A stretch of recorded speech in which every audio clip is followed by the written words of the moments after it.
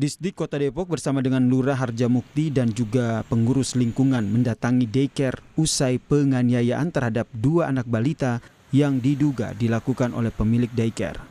Namun saat didatangi, daycare dalam kondisi tertutup. Ini menjadi warning ke kita juga sebagai lembaga pendidikan untuk lebih meningkatkan pengawasan khususnya satuan pendidikan sejenis, dalam hal ini ada PAUD. Ini juga kami masih akan bisa menemui kepada pemilik ataupun penyelenggara satuan pendidikan untuk dimintain keterangan. Sampai saat ini belum bisa ketemu. Sementara itu untuk menindaklanjuti laporan, Polres Metro Depok memeriksa 2 saksi yang merupakan orang tua korban. Kini polisi pun menunggu bukti lain berupa hasil visum dari rumah sakit yang dikabarkan akan keluar hari ini. Berarti kalau yang diperiksa berapa sudah saat ini? Ya, 2 ya. Nah, untuk pelaku sendiri apa sudah ditemukan identitasnya? Pelaku ya kita masih nanti menunggu hasil pemeriksaan dari korban ya. Tidak hanya melapor ke polisi atas penganiayaan balitanya di daycare Depok, ibu korban bersama dengan kuasa hukum juga melaporkan kasus ini ke Komisi Perlindungan Anak Indonesia. KPAI pun menyatakan akan mengawasi kasus ini untuk memastikan proses hukumnya berjalan. Dalam tahap melakukan telaah, jadi memang dari kuasa hukum dan ibu sudah melakukan pelaporan di kepolisian, berkas-berkas sudah kita terima dan beberapa bukti juga kita terima.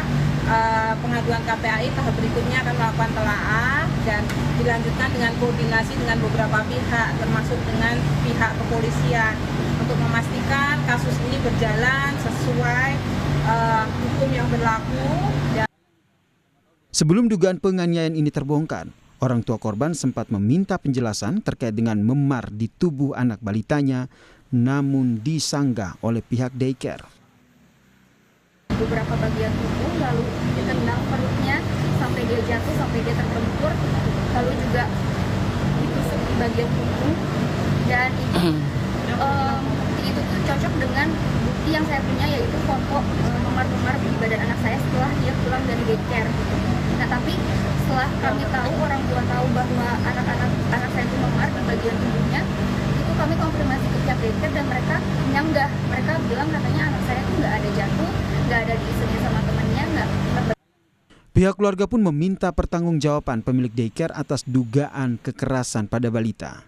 Publik menanti pengusutan tuntas kasus penganiayaan balita di daycare di Depok, Jawa Barat. Tim Liputan, Kompas TV.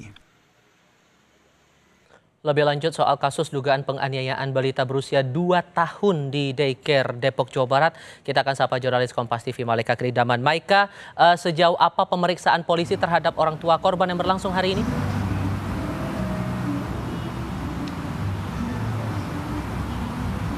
Ya, selamat malam Tifal dan juga saudara. Hingga saat ini polisi belum merilis hasil pemeriksaan terhadap para saksi, termasuk pemeriksaan terhadap orang tua korban.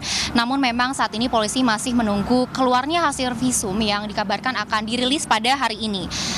Namun perlu waktu begitu ya, karena memang jika diingat kejadian dugaan penganiayaan terhadap anak ini telah terjadi sejak bulan lalu, tepatnya pada tanggal 10 Juni 2024. Hingga kini polisi masih memeriksa keterangan para saksi untuk mendalami kronologi serta menetapkan tersangka. Polisi juga telah menerima sejumlah laporan serta barang bukti, termasuk barang bukti CCTV yang kini telah viral di media sosial.